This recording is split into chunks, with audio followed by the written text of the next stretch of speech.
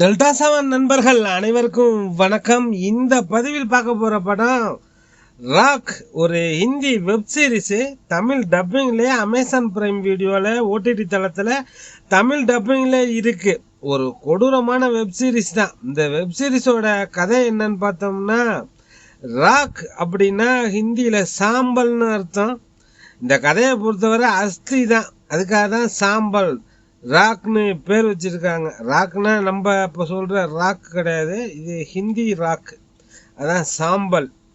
இந்த படத்தோட கதை என்னன்னு பார்த்தோம்னா, 1978 காலகட்டத்தில் இந்தியாவையே உலுக்கிய ஒரு வழக்கு. ஒரு மோசமான சைக்கோ குற்றவாளிகள் 2 பேர், பில்லா ரெங்கான்னு 2 பேர்.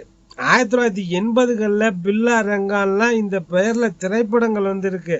அதெல்லாம் இந்த 1978 நடந்த கொலை வழக்கில் ஃபேமஸான பெயர் தான். பில்லா ரெங்காவோட குற்ற பின்னணி, அந்த கொலை சம்பவத்தை மையப்படுத்தி தான் இந்த வெப்சீரிஸ் எடுக்கப்பட்டிருக்கு. ஒரு ட்ரூ ஸ்டோரி தான். ஆனால் வெப்சீரிஸ் முழுவதும் உண்மை கிடையாது, கொஞ்சம் புனைவு கலந்து தான் படமாக்கி இருக்காங்க. கதை என்னன்னு பார்த்தோம்னா, டெல்லியில் ஒரு மிலிட்ரி ஆஃபீஸரு, சோல்ஜரு, அவரோட ஒய்ஃப் ஸ்கூல் டீச்சரு. அவங்க ஒர்க் பண்ணுற ஸ்கூல்லையே அவங்க பிள்ளைங்க 2 பேரும் படிக்கிறாங்க. பொண்ணு பேர் சுமன், பையன் பேர் சகில். அக்கா தம்பி 2 பேரும் நல்லா படிக்கிற பசங்க. பையன் கொஞ்சம் பயந்த சுபாவம், பொண்ணு நல்ல தைரியமான ஆள். இவங்க 2 பேரும் அவங்க படிக்கிற ஸ்கூல்லேருந்து ரேடியோவில் பாடுறதுக்கு வாய்ப்பு கிடைக்குது. அந்த ப்ரோக்ராமுக்கு பேரண்ட்ஸை அனுப்பி வைக்கிறாங்க. அப்பா மிலிட்ரி ஆஃபீஸர் நீங்கள் திரும்பி வரும்போது பிக்கப் பண்ணிக்கிறேன், போகும்போது பஸ்ஸில் போங்கன்னு அனுப்பி வைக்கிறாங்க. பஸ்ஸை விட்டுட்டு நடந்து வராங்க. அப்புறம் சில பேர்கிட்ட லிஃப்ட்டு கேட்டு வராங்க. ஒரு வண்டியில் ஏறி போகிறாங்க. போனவங்க திரும்ப வரவே இல்லை. போலீஸில் புகார் கொடுத்து போலீஸ் எல்லா பக்கமும் தேடி பார்க்குறாங்க. கொஞ்ச நாள் கழித்து சடலமாக தான் மீட்டெடுக்கிறாங்க அவங்க உடம்ப.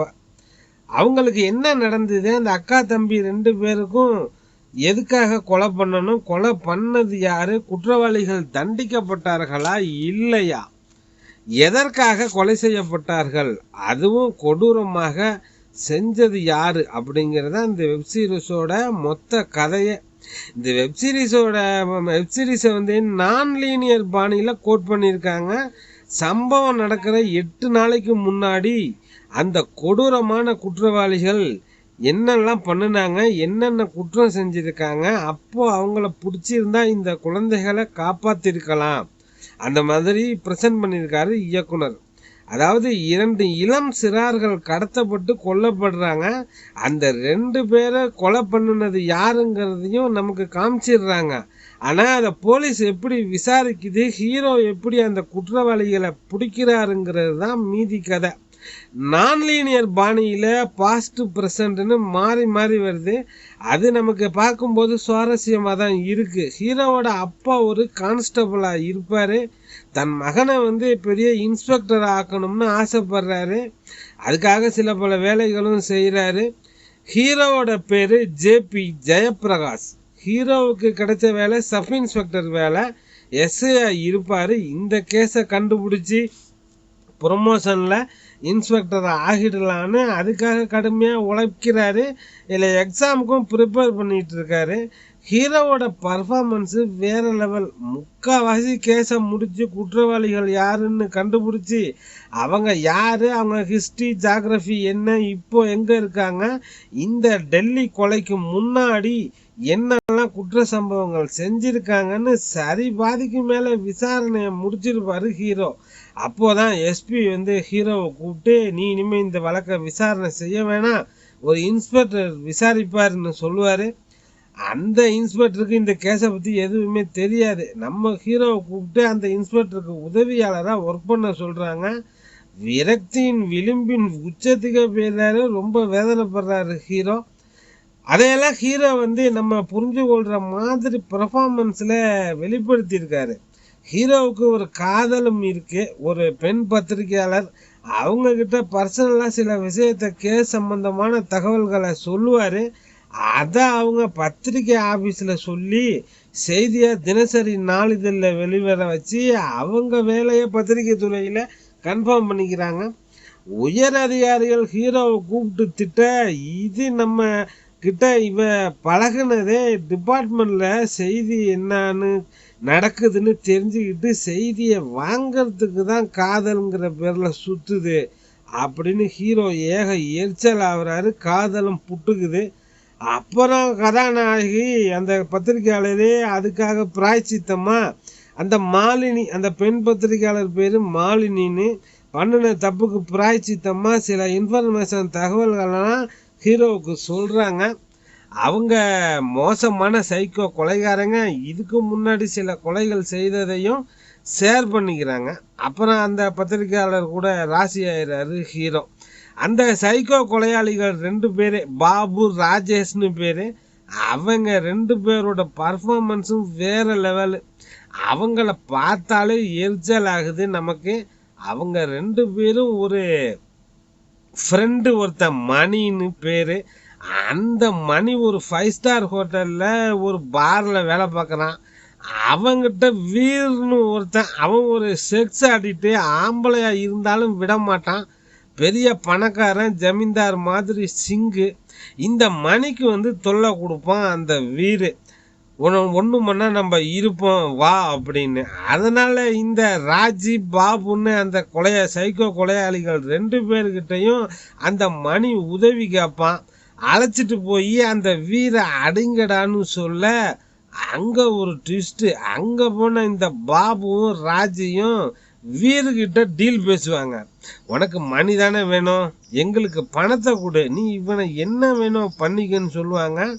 மணி வெறுத்து போயிடுவான். அட பாவிங்களா, எனக்காக அவனை அடிப்பீங்கன்னு பார்த்து உங்களை கூப்பிட்டு வந்தா அவனுக்கு என்ன கூட்டி கொடுக்குறீங்களான்னு கொலை நடக்கிற இடத்துலையும் காமெடியும் அதகலந்தான். அந்த வீர் சிங்கை அடித்து கொண்டுட்டு அவன் காரை எடுத்துக்கிட்டு தான் டெல்லி வந்து தான் அந்த அக்கா தம்பியை அந்த காரில் கடத்துவாங்க. நம்ம ஹீரோ அந்த கார் மூலமாக தான் அந்த நம்பரை வச்சு லைன் பிடிச்சி ட்ரேஸ் பண்ணி ஒவ்வொருத்தனை தூக்குவார். குற்றவாளிகளை பிடிச்சி தண்டனையும் வாங்கி கொடுப்பாரு. அது எப்படி என்னவெல்லாம் நடந்தது அப்படிங்கிறத சுவாரஸ்யமாக சொல்லியிருக்காரு இயக்குனர். இந்த வெப்சீரிஸை 2 பேர் டைரக்ட் பண்ணியிருக்காங்க. அனுஷா நந்தகுமார், சந்தீப் சகேட்னு 2 பேர் டைரக்ட் பண்ணியிருக்காங்க. ரைட்டிங் 4 பேர் பண்ணியிருக்காங்க. அந்த 4 பேரில் 4 பேராக சேர்ந்து கதை எழுதி அதில் 2 பேர் டைரக்ட் பண்ணியிருக்காங்க. அவங்க தான் அனுஷா நந்தகுமார், சந்தீப் சங்கேட். ரத்தம் தெரிக்கக்கூடிய வன்முறை காட்சிகள் வெப்சீரிஸில் இருக்குது. அடல் கண்டென்ட்லாம் இருக்குது. கெட்ட வார்த்தையும் யூஸ் பண்ணியிருக்காங்க. Hero character JP Jayaprakash Jadhav, sub inspector கேரக்டரை ப்ளே பண்ணவர் அலி ஃபைசல். அவர் மிர்ஜாப்பூர்னு ஒரு படத்தில் கூட ஒரு முக்கியமான ரோல் பண்ணியிருப்பார். அலி ஃபைசல் அவர் தான் அந்த ஜெயபிரகாஷ் கதாபாத்திரம் சப் இன்ஸ்பெக்டர் ரோலுக்கு உயிர் கொடுத்துருக்காரு. பிரமாதமான ஆக்டிங்கு. இந்த அக்கா தம்பி கொலை வழக்கை மையப்படுத்தி கதை நகர்ந்தாலும் முதல் எபிசோடு கடைசி எபிசோடு தான் அந்த அக்கா தம்பிக்கு வேலையை.